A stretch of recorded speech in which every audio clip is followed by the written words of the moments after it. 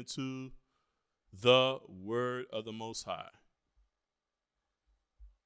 All right, we're going to be starting in the book of Mark today. We're going to be in the book of Mark pretty much this particular lesson here. And we're going to be breaking down this whole chapter. There are other chapters that we could go to, but we want to deal with this particular chapter because this chapter kind of just gives us a brief synopsis of what happened, and it'll go into too many details. If you look in the book of John, and it talks about when Messiah went to Bethel or Bethany to the house of Mary and Martha when Lazarus had died, and he resurrected Lazarus. That particular event, if you look in the book of John, the recording of the Gospel of John, you will see that those series of events were 6 days before Passover, okay?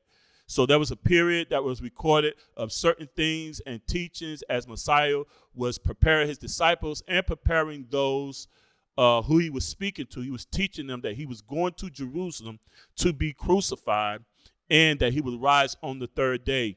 And he did a lot of teaching. He did a lot of healings. He did a lot of things within those 6 days prior to the Feast of Passover, all right? So I didn't want to pretty much read that because it's just a lot of things. There's a lot of reading and everything of that nature. But you can go back and read it on your own time. Also reference that with the book of Matthew as well, too.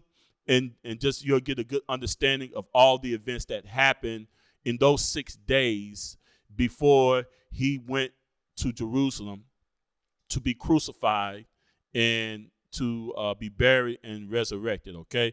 But we're gonna go through the book of Mark here, Mark chapter 14.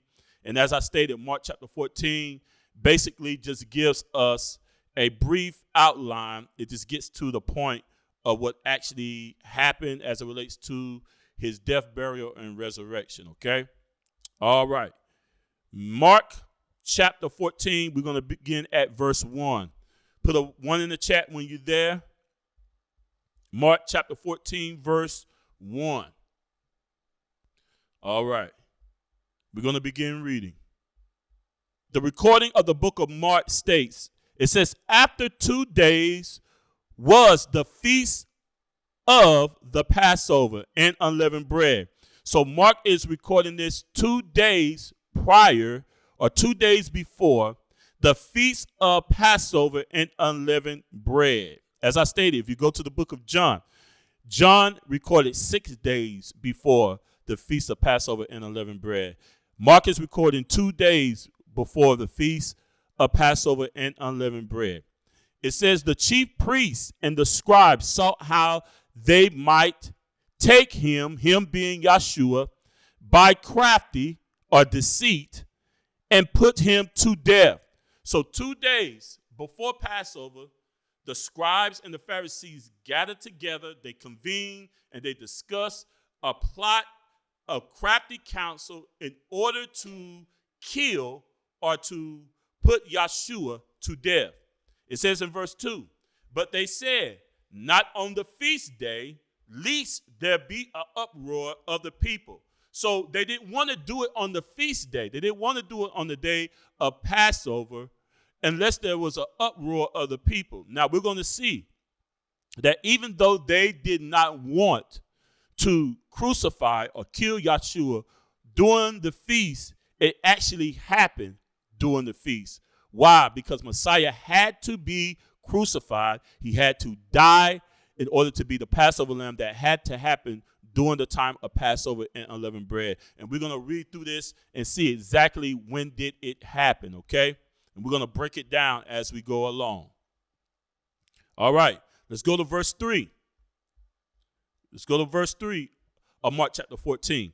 And it says, and be it in Bethany, in the house of Simon the leper, as he sat at meat or at food, there came a woman having an alabaster box of ointment and spikenard, very precious, and she broke the box and poured it on his head.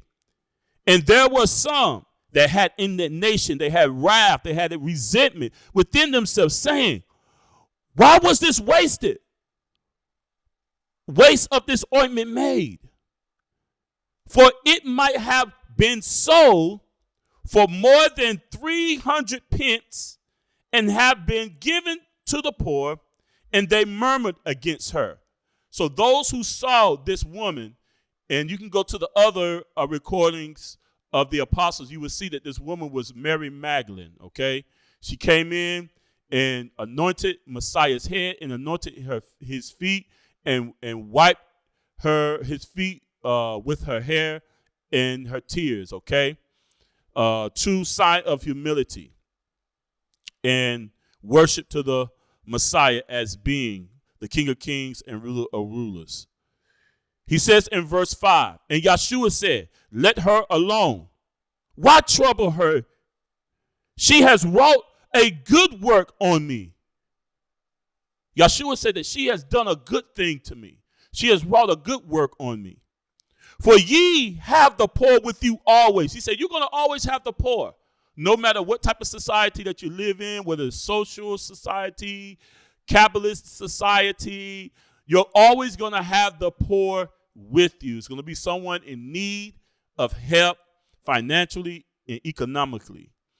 He says, the poor you have always, and whensoever you will, ye may do them good. He said that whenever you have the opportunity, there will be a time for you to do good unto the poor.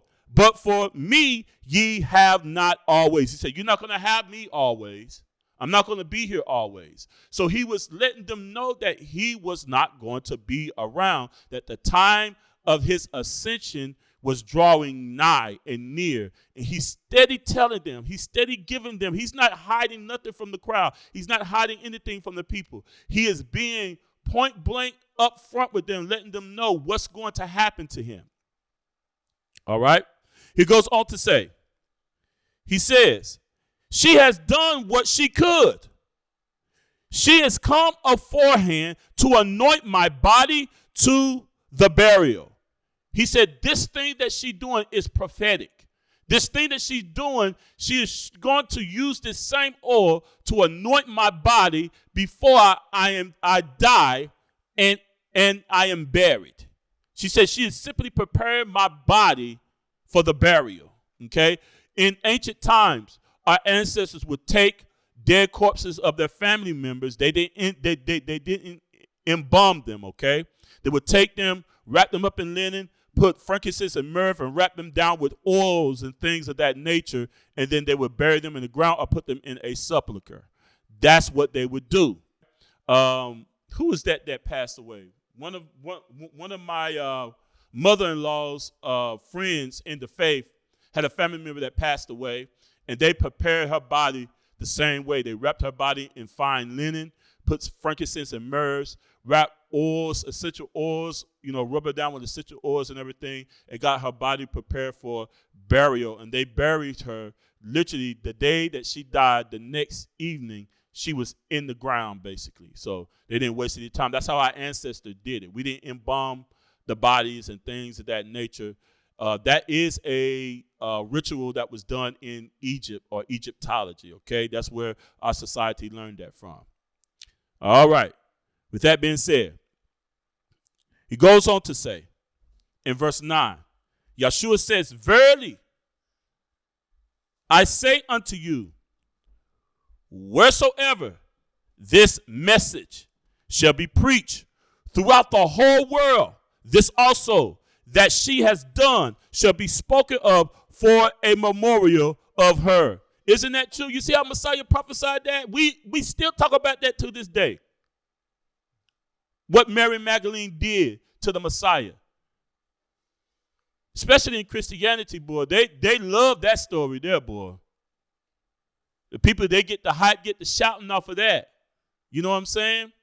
So this is something that when the Bazorak, the message of Yahshua, is preached, everyone alludes to this great act that this woman of the Most High did, this woman of faith, this woman that was one of Messiah's devout disciples. As she followed Messiah, she served him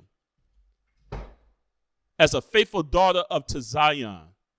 This is her memorial. Even thousands of years later, she is still known for this great act that she did. Verse 10, and Judas Iscariot, one of the 12, went unto the chief priest to betray him unto them. So these things are happening 2 days before Passover. Mary Magdalene anoints the feet of Messiah.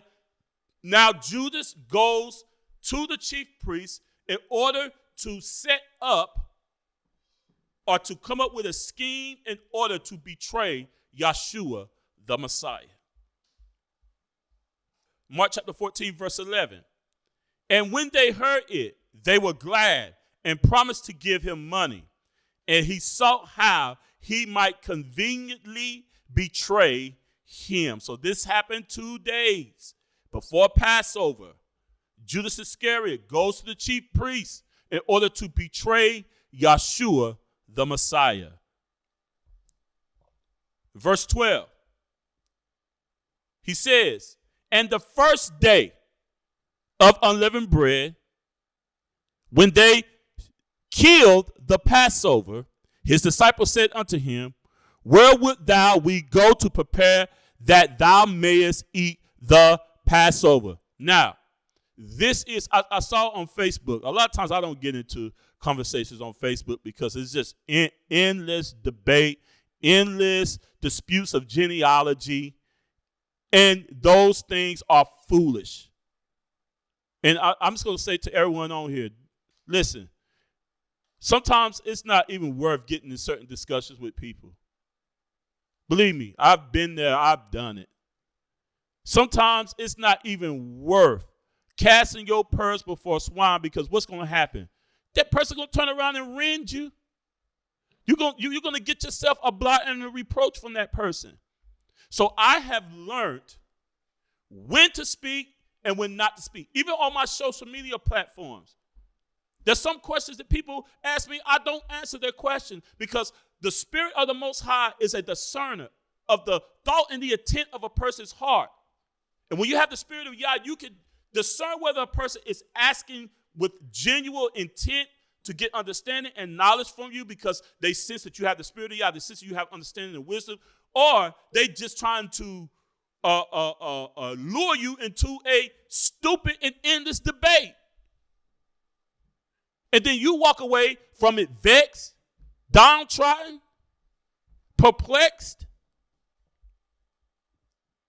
So there's just certain things, my brothers and sisters, that we should not even involve ourselves in. Certain conversations that you shouldn't even, it just builds upon strife, upon strife, upon strife, upon strife, and no one's being edified, okay?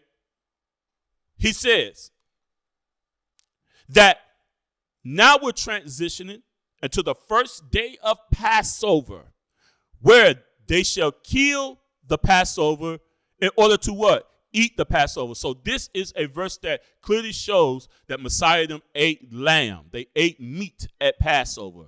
And the thread on the Facebook comment that a lot of people was commenting on, debating on, fussing over, well, did Messiah eat meat? Did he eat lamb on Passover? It's tell you clearly right here, what are they killing? They're killing the lamb. Remember we did the study that the Passover is just not the festival or the act or the event of the death angel or the destroyer passing over the homes of the Israelites that had the blood on the doorposts. That's one aspect of it. But the Passover is the actual victim itself. It is the actual thing that is sacrificed and whose blood is placed upon the doorposts. Okay? So when he talks about killing the Passover, he's talking about literally killing the lamb or the sacrifice or the animal that is being used to be the Passover. And they sat down to meat. They sat down to eat the Passover, okay? So now we see here that it's a clear, distinct thing that's happening here. We transition from 2 days before Passover. Now we're at the actual day of the actual season of Passover, which would be the 14th day of the first month of Abib, or the 14th day of the first month on the Hebrew calendar, right? Why? Because let's reference this out to Exodus chapter 12, verse 6 through verse 8. Let's go to Exodus chapter 12, verse 6 through verse 8. And we're going to see clearly here what the disciples are doing and what Messiah and them are doing in order to prepare for the Passover. Exodus chapter 12, verse 16 through, Exodus chapter 12, verse 6 through verse 8. When you get there, throw a 1 in the chat. Okay, so we're there. Here, once again, we've been going over this chapter about for the last, close to a month almost. So I'm pretty sure everybody's familiar with these verses here. Exodus chapter 12, verse 6, and it says, "And ye shall keep it until the 14th day of the same month," which is the first month, Abib, the 14th day of that month, "and the whole assembly of the congregation of Israel shall kill it in the evenings." What is he talking about keeping? The lamb, the Passover lamb, all right? The lamb that had to be without spot, blemish. It had to be firstling of the first year, all right? The firstborn of the first year. It had to be that. There were certain requirements that had to be for that Passover. So he says that you shall kill it in the what? Evenings. And you shall keep it until the 14th day of the same month, and the whole assembly of the congregation of Israel shall kill it in what? The evening. Let's look up this word evening right quick, y'all. I want y'all to understand this. I'm going to break this down right quick. This is very important for us to understand what he's talking about. Evening. You see this word? Erib or Erib in the Hebrew? This word is dusk, day, evening, tide, night. All right, let's talk about this a little bit. We know that there is a transitioning period when the sun rises, that the light begins to dispel the darkness. And there is a personal transitioning period where the sun begins to rise, and it becomes a transitioning period where there's gray or twilight or dusk. We call that dusk. It's right before the sun rises and the light takes over the night, all right? We call that morning break or the break of day, right? That's the break of day. That's that dusk where it's early in the morning and it's gray. It's a gray light period. It's a twilight period. Well, the same things happen when the sun goes down. Evening tide or sundown. There is a transitioning period where the sun is going down and the night is coming in, and one is about to overtake the other, and there's a gray period before the night emerges and the light dissipates and the sun is down, all right? That's what that word evening is implying here. It is talking about dusk, that twilight period. So the Passover lamb was to be killed in the evening, right before the completeness of darkness comes in and it takes over. That gray period, that daylight period, that evening tide, where the sun is going down, but it's not all the way down, and there's a gray period, twilight. They call it twilight, all right? This is when the Passover was killed and dressed and they started roasting it and getting it ready to eat before the night finally came in, okay? All right. So that's what that's talking about. Everybody understand that? Put a 1 in the chat if you got understanding. Does anybody got any questions concerning that before we move on? All right. So we got understanding on that. That's very important to understand. And that's exactly how we're going to do it on the 22nd at Eve, okay? We're going to start our service around like 5 or 6, somewhere around that time. So by the time the sun goes all the way down, we'll be eating our meal, okay? Whatever you prepare for that particular time. Of course, we're not going out killing lambs and stuff like that and sacrificing lamb.Atre did a very good commentary on that on our last one of our lessons. He did a very good commentary on that. But whatever you're going to eat for that particular day, make sure you have it prepared and ready. Make sure you have your wine or your grape juice. I will be drinking grape juice. And also in this particular chapter, I'm going to show you why, you guys, I don't drink wine. I'm going to show you why I don't do it right now. Okay? It's a particular specific reason why I don't personally drink wine. Well, there's two reasons, but this is one of the reasons why. We're going to read that as we go down too. All right. He says, let's continue on in Exodus chapter 12, verse 6. Let's read that again. And you shall keep it until the 14th day of the month of the same month, and the whole assembly of the congregation of Israel shall kill it in the evening, and they shall take of the blood, strike it on the two side posts, on the upper doorpost of the house, wherein they shall eat it.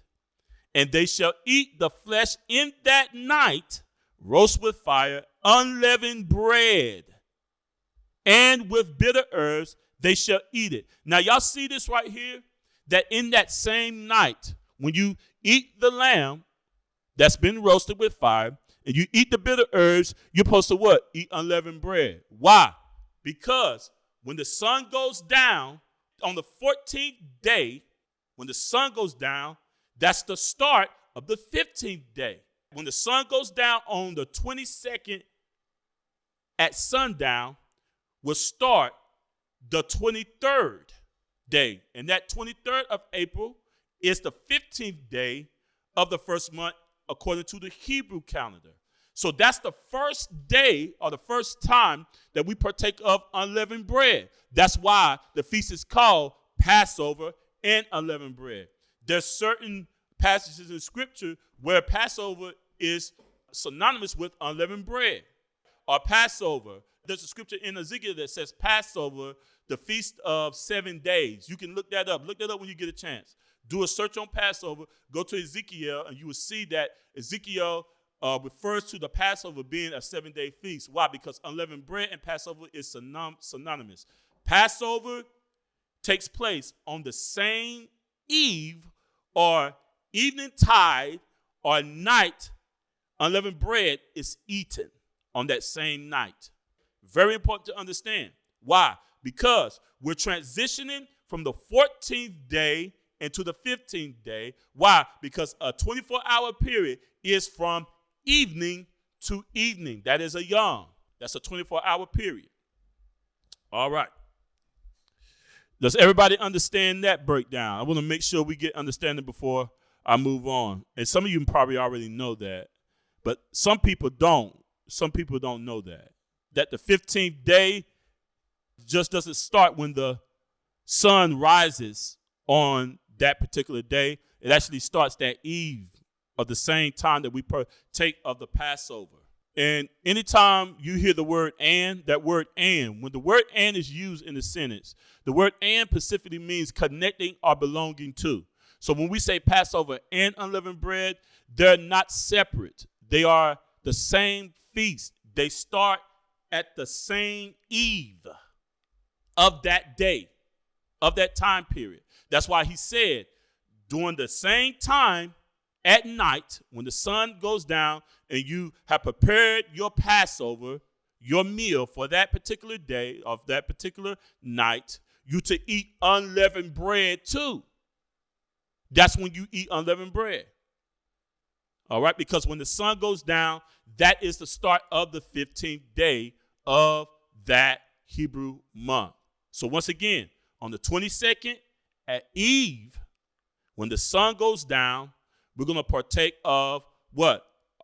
Our lamb or whatever meal we partake of, and we're going to partake of the dam or the blood of Yahshua, which is represented with grape juice or wine, whatever you prefer to use.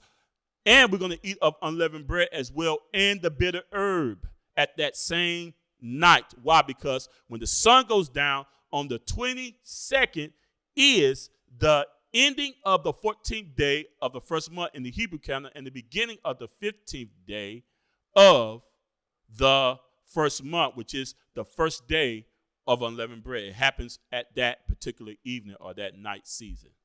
Okay? All right. Let's continue on. Let's go back to Mark chapter 14, verse 13.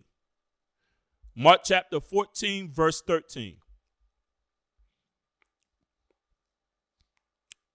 So we read in Mark chapter 14, verse 12 about how it was the first day of unleavened bread when they killed the Passover, and his disciples said to him, where would thou that we go to prepare that thou mayest eat the Passover? So they're looking for a place on the 14th day, during the daylight period. They're looking for a particular place so that they can convene and partake of the Passover at that eve or sundown of the 14th day of the Hebrew calendar.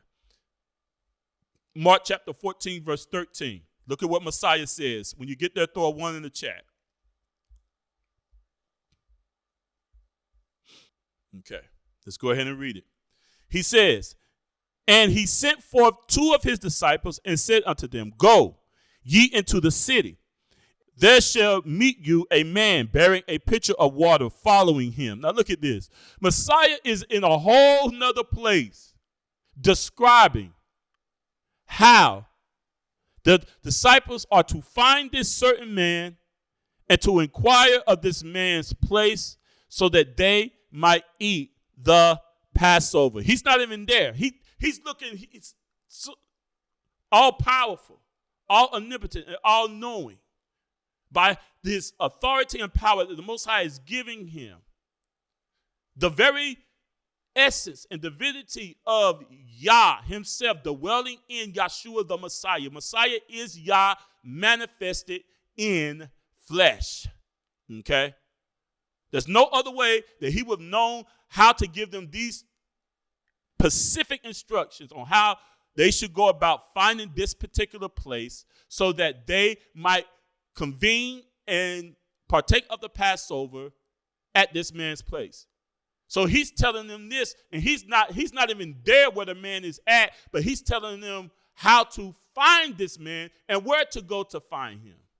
He says, go ye into the city, and there shall meet you a man bearing a pitcher of water. Follow him. He said, when you see this man bearing a pitcher of water, follow him, and wheresoever he shall go in, say ye to the good man of the house, the master saith, where is the guest chamber, where I shall eat the Passover with my disciples? Messiah is giving them specific instructions where he wants to eat the Passover at without actually being there. He's telling them what man to look for. Follow the man, whatever place he goes into. Then you ask him, can we use your guest chambers so that we can convene and celebrate the Passover? Look at the power of Yah in operation, man. Man. Hallelujah.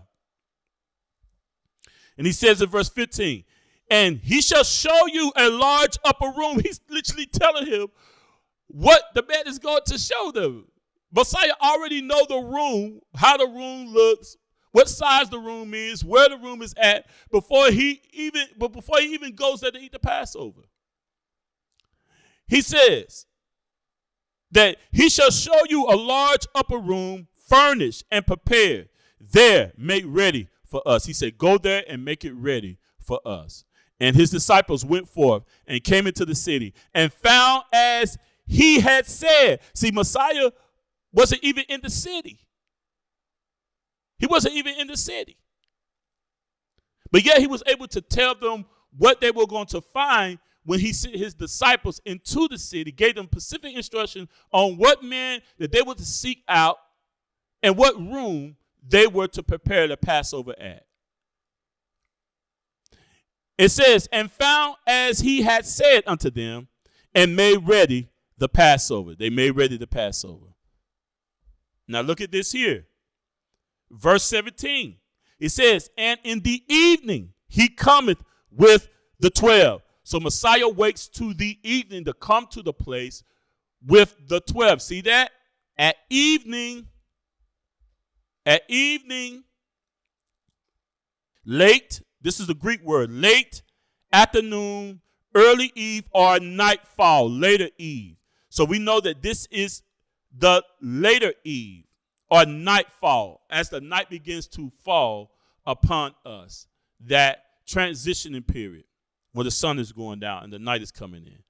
So he went there at evening, and he went there with the 12 disciples. Verse 18, And as they sat and did eat, Yahshua said, verily I say unto you, one of you which eateth with me shall betray me. So Messiah is letting them know, look, one of you that eat is at this table with me. One of you 12 disciples is at this table with me. You are going to betray me. Now, let's understand. Let's back up. This is all happening when? At the actual time of Passover and unleavened bread. This is the beginning of Passover and unleavened bread. The evening, the nightfall is coming in. Messiah has already sitting down at the table with his disciples. They're getting ready to partake of the Passover. This is nightfall. This is that evening, that transitioning period where the 14th day is ending and the 15th day is getting ready to start. Now look what he goes on to say. He says, and they sat and did eat, and Yahshua said, verily I say unto you, one of you which eateth with me shall betray me. And they began to be sorrowful, and said unto him, one by one, who is it? I, and another say, is it I? So they begin to say, who is it? Is it I? And they became very fearful. They became very sorrowful. Who is it? Which one of us would ever do that to you? We've been rocking with you for 3.5 years. We have suffered. We left all to follow you. Why at this point would we betray you? Look what he goes on to say. Verse 20. And he answered and said unto them, it is one of the 12 that dippeth with me in the dish. He said, the one that dips with me in the dish, that is the one that shall betray me. Verse 21. The Son of Man indeed goeth, as it is written. So he is teaching them from every step of the way, from 6 days prior to the Passover. He taught them, he spoke with them numerous of times what things were going to happen to him when he went to Jerusalem. Now they're in Jerusalem now. They are in Jerusalem partaking of the Passover at this man's house. And he goes on to say, he said, as it is written, as it is hatab of him. But woe to that man by whom the Son of Man is betrayed. Good were it for that man if he had never been born. So he's prophesying from the law and the prophets, saying that all this was written. And the very person there is sitting there listening to him saying this, knowing that he's about to betray him. Look at verse 22 of the same chapter. And as they did eat, Yahshua took the bread. What bread did he have, y'all? This is Passover. What bread is he talking about? He's not talking about a loaf of bread. He's not talking about Italian urban cheese you get at Subway. He's not talking about the hearty multi-grain bread at Subway. He's not talking about a loaf of bread. He's not talking about the bunny bread that we used to eat that falls apart. Remember that bunny bread, y'all? That cheap bread we used to eat growing up. You try to spread some peanut butter on it and start breaking and falling all apart. How many of y'all remember that? Put a one in the chat, man. How many of y'all remember that? Well, was it the bunny bread? What bread was it? Trey, am I right? Was it the bunny bread? Sister Maria, was it the bunny bread? Yes, sir, man. I remember that bread, boy. Yeah. It wasn't that bread. Oh, Sister Maria said she don't know. Yeah, that might be a southern thing, Sister Maria. But, yeah, so, yes, sir. It wasn't that bread. But it was what? Unleavened bread. It was the unleavened bread. The matzvah in the Hebrew. Unleavened, bread without yeast, bread that doesn't rise, okay? And my wife makes that from scratch. I asked her, I wanted her to do a video on it showing how she makes it. It's a recipe that she got from her mother, and she makes our unleavened bread from scratch. So maybe she'll do a video showing how to make it. So those of you that may not know how to make it, you can see how we make it here, okay? She's been making it for years. Yeah, but We see here that he took the bread, which was unleavened bread, and blessed it, and broke it, and gave to them, and said, take, eat. This is my body. So the unleavened bread represents the body of Yahshua HaMashiach. His body, there was no sin. There was no guile found in him. Nothing that rose up in him to defy or to walk in disobedience against the Most High. He says, and he took the cup, and when he had gave thanks, he gave it to them, and they all drink of it. And he said unto them, this is my blood of the renewed or new covenant or renewed testament or New Testament, which is shed for many. Verily I say unto you, I will drink no more of the fruit of the vine until that day that I drink it new in the kingdom of Elohim. That's why I don't drink wine, my brothers and sisters. We got kingdom work to do. Because Messiah said, I'm not going to drink with you all. Of course, when he was on earth, his disciples and them, they drunk. But remember what Messiah told them. We read that. He said that I'm not going to be here always. He said, the poor you're going to have with me, but me, I'm not going to be here with you always. So Messiah is telling him, this is the last time I'm going to drink with you all in person. This is going to be the last feast that we are going to enjoy together, where we will drink of the vine, the fruit of the vine. So until the kingdom come, I vow I'm not drinking until the kingdom come. So my first glass of wine would be when the kingdom comes, right? Because that would be the time to rejoice and to celebrate. Right now, my brothers and sisters, we are in the beginning of sorrows. We got to prepare the way of Yah. Make your crooked path straight. We're walking in a time of sobriety, soberness, vigilant. Be sober and be vigilant. Be grave. Look what he goes on to say in verse 26 of the same chapter. Now, I want y'all to understand this. All this is happening when? On the night of Passover. All this is transpiring on the same night of Passover, the 15th day of the month, that nightfall. The sun had not risen on the 15th day yet. Right? Nightfall has set in. They've partaken, they've ate, they drunk, they did the communion, they did the ceremony, and now the nightfall is in and the 15th day has started. That night season of the 15th day has started. Okay? Same night. All right. He says, verse 26, and when they had sung a hymn, they went out into the midst, they went out into the Mount of Olives. And Yahshua said unto them, all ye shall be offended because of me this night. See that? He didn't say this day, but he's specifically in the night season. We are in the night season of the 15th day. The sun had not risen yet on the 15th day yet. That's the night season. They're in the night season of the 15th of the first month, which is that Shabbat. That is a high Shabbat. Because when the sun goes down, that's when the Shabbat begins. Okay? That's when the Shabbat begins, when the sun goes down, from evening to evening.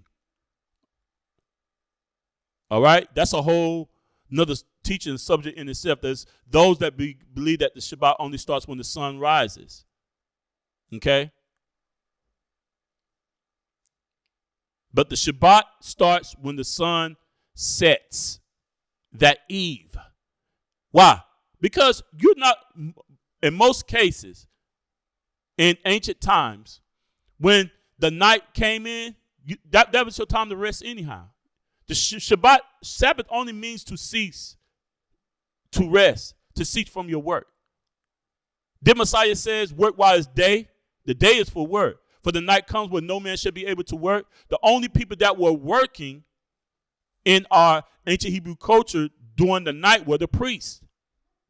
That's why Yahshua said to the scribes and Pharisees, he said, don't the priests profane the Sabbath? And they are blameless. Why? Because they had to keep the menorah going. They had to make sure that the showbread was lined up. Everything was in order. So their work was continuously. Each day of the week, whether it was night or day, they had shifts. They had first shift, second shift, third shift of priests working in the temple all around the clock. But the common people rested at night. Okay? So, I mean, really the argument is really no argument whether or not the Sabbath began during the daytime or whether it began at night, because most people at evening time, they're going to rest either way. You're going to cease from your work either way. Okay? I know I sleep at night. I drive throughout the whole day, and at night I sleep. All right. With that being said, we see here that Yahshua says on the 27th verse, and Yahshua said unto them, all ye shall be offended because of me this night, for it is written, I will smite the shepherd, and the sheep shall be scattered. So all this is happening at night, nightfall of the Passover and the beginning of unleavened bread. He said, but after that I am risen, I will go before you into Galilee. He's letting them know what's going to happen, that he's going to rise, he's going to resurrect, and that he will meet them in Galilee. But Peter says unto him, although all shall be offended, yet will not I. He said, I'm not going to forsake you. The rest of them might be offended, but I'm not going to be offended. I'm not going to scatter. I'm not going to leave your side. Verse 30, and Yahshua said unto him, verily I say unto thee, that this day, look at that. Y'all see this? This day, even in this night. So Messiah is making the day synonymous with the night. Why? Because a day, a yom, begins with the night season first. And then the second part of that day is when the sun rises, 12 hours of sunlight. Okay? He's making it clear. He's saying that this day, even in this night, before the cock crowed twice, all my country folks out there, when would you hear the rooster crowing? We had roosters growing up. Me and my wife was talking about this morning. I was going over this with my wife. When do roosters crow? When do you hear roosters crowing? Put it in the chat. When do you hear roosters crowing, y'all? When does the roosters crow? Early morning. At the break of dawn.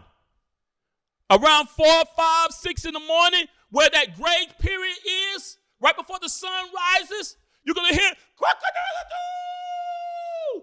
Man, we didn't need no alarm clocks in the morning growing up. That old rooster, he'd be right in the middle of the yard, making sure everybody can hear him. Just being annoying and a nuisance. You hear him out there, "Quack-a-doodle-doo! He trying to get as loud as he can. Get y'all butt up out of bed.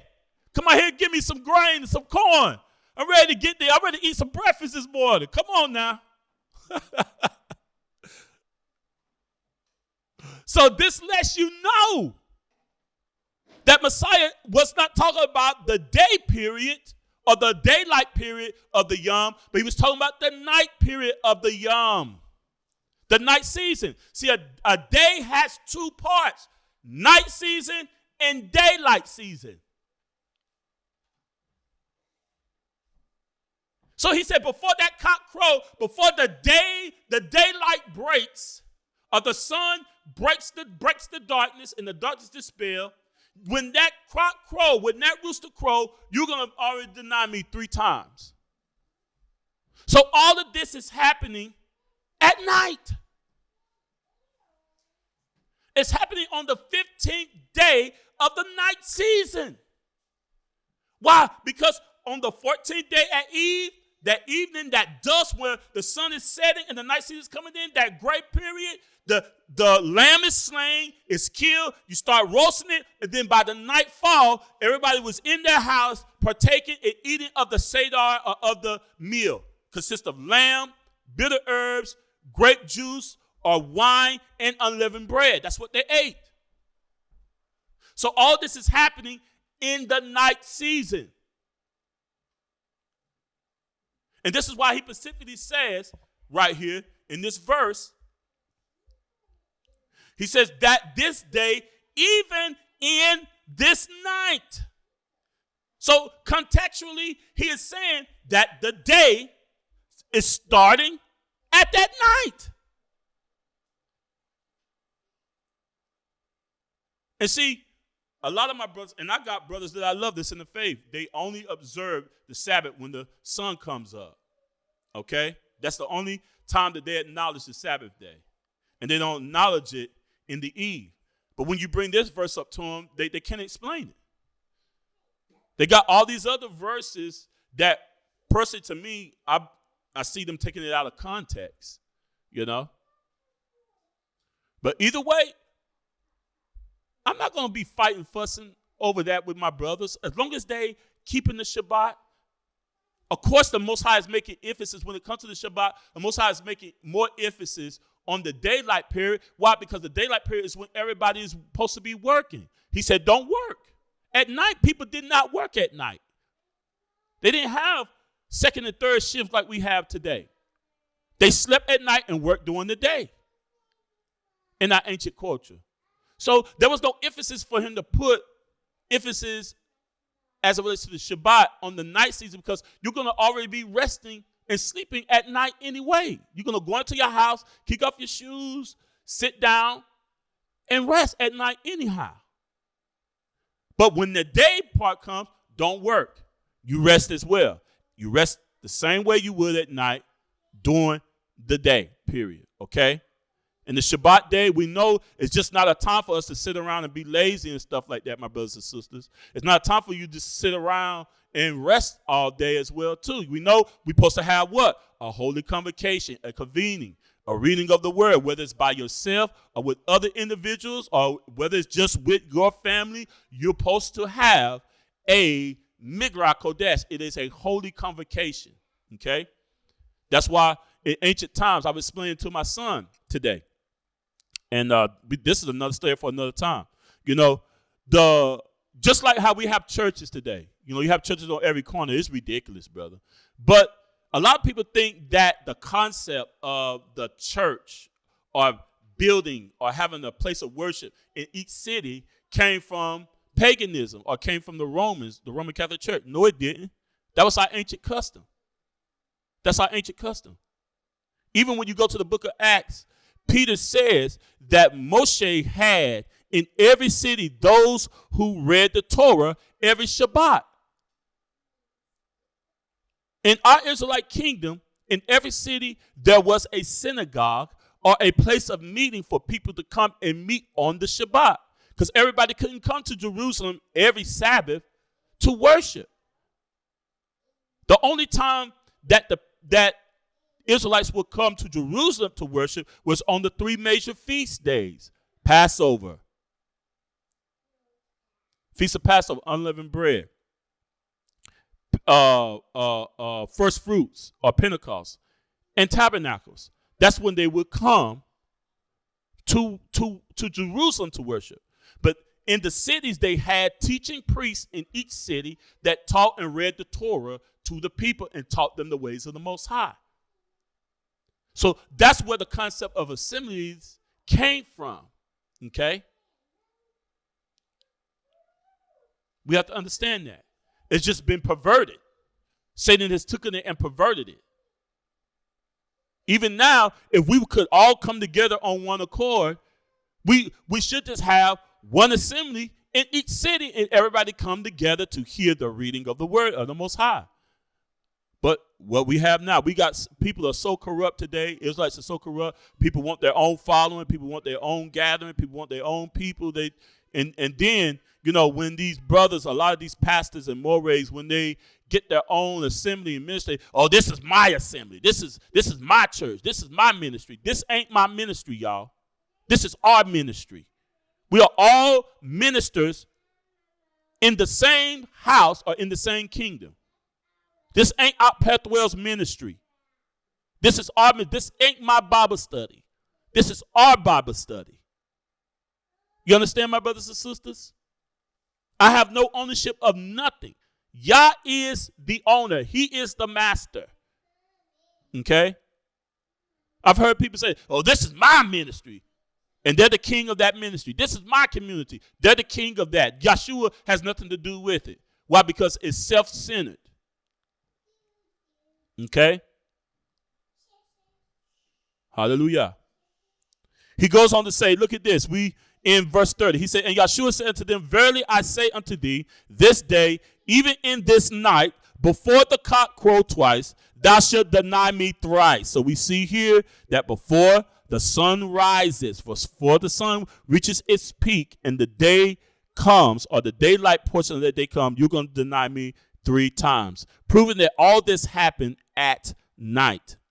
But he spoke more vehemently, if I should die with thee, I will not deny thee anywise. Likewise also said they all. So they all confessed and said that they would not deny him. He says in verse 32, and they came to the place which is named Gethsemane. Remember, this is still at night. They just finished the Passover. They just finished eating. They sang a hymn. And then Messiah started telling them, y'all going to be offended me this night. Peter, you're going to deny me before the cock crow, before this night is finished and the day comes, the daylight portion of this day comes, the 15th day. This is when they was doing this now. On the Shabbat, the high Shabbat, the first day of unleavened bread, at the night season of it. This is when this was going on. He says, they went to Gethsemane, and he said to the disciples, sit ye here while I pray. And he taketh with him Peter and James and John, and began to be sore amazed and very heaviness, and the soreness of the reality of what he had to go through and endure for us began to set in. And they said unto him, and he said unto them, my soul is exceedingly sorrowful unto death. Tarry ye here and watch. He said, be here with me and tarry here and watch with me. Be with me. I need your companionship. I need your brotherhood. I need your strength. Okay? Verse 35. And he went a little and fell on the ground and prayed that if it was possible, the hour might pass from him. And he said, Abba, Father, all things are possible unto thee. Take away this cup from me. Nevertheless, not my will, but thy will be done. He said, Yah, everything is possible with you. Take this cup from me. But nevertheless, let thy will be done, Yah. Verse 37, and he cometh and findeth them sleeping. Why was they sleeping? If it was the daytime, why would they be asleep? It was at night. They were tired. Their body was like, oh, man, I got to shut down, boy. Ooh, that's just like me, boy. I know I be on that road driving. As soon as that sun starts setting, boy, my body is like, listen, man, you need to pull over and go to sleep. I am tired. I've been driving all day. My body is saying to me, pull over and lay me down and go to sleep, So this proves that this is during the night season, that evening, the night season of the 15th day of the first month, which is the high Shabbat, or the first day of unleavened bread. All right. He goes on to say, he found them sleeping and saith unto Peter, Simon, sleepest thou? Couldst not thou watch 1 hour? He said, you couldn't stay up with me just 1 hour, man? Come on. You see the distress and the anxiety that I'm going through? You're going to let sleep just overtake you like that? And he goes on to say in verse 38, watch ye and pray, lest ye enter into temptation. For the spirit is ready, but the flesh is weak. So the spirit was truly ready. The spirit is willing, but the flesh is weak, boy. That spirit of slumberness and sleep get on you, boy. I don't care how much you try to fight it. It'll overpower you. Even though your spirit is willing and ready. Oh, yeah, I'm ready to pray with you, brother. Come on, bro. We're going to tarry all night. I remember when I was young, we used to have them tarrying services where we would pray all night. I know, hey, y'all, I would start out praying, but I would find myself asleep over there snoring, man. I couldn't. I was never one of the people that could pray all the way to the next morning, man. Never. I would always find myself asleep. But we used to have those tarrying services when I was young. I remember those days. Hallelujah. It used to be some good times, man. I remember those times. We would wake up in the morning. The sisters would be in the kitchen in the assembly. They'd be cooking, breakfast ready, orange juice, pancakes, waffles. Man, we used to eat back then, man. I remember that. That brought back good memories. All right. He goes on to say in verse 39, and again he went away and prayed and spake the same words. And when he returned, he found them asleep again, for their eyes were very heavy. You know how that is. Trey, Demetrius, truck drivers, and even everybody on here know how that is. When your eyes get heavy and you're trying to fight, you're trying to hold your eyes over, but your eyes is like, nah, baby, shut. It's time for you to shut your eyes. I am tired. I am sleepy. So their eyes were very heavy. And he said, neither wist they what to answer him. So they were so sleep and disorientated with slumber and with drowsiness, they didn't even know what to say to him. He goes on to say in verse 41, and he cometh the third time and said unto them, sleep on now and take your rest. It is enough. The hour is come. Behold, the Son of Man is betrayed into the hand of sinners. Rise up. Let's go. Lo, he that betrayeth me is nigh. Hallelujah. Hallelujah. So we are seeing here everything that happened on the actual time and season of Passover and the beginning of unleavened bread. That night season is when the transition from Passover until unleavened bread happens at the eve of the 14th day. Okay, when the night begins to fall and the night comes in and you're transitioning into the night season of the 15th day of the first month. All of this happened. The Passover, them sitting down eating bread, him telling Peter that he was going to deny him before the cock crow, and the Gethsemane experience, and the time when he was betrayed happened all in that same night. And next Shabbat, Yah's willing, we will go into further detail and further depths on what happened that night as Messiah was led away to be crucified, to be flogged, to be beaten, and he died, he was buried, and resurrected.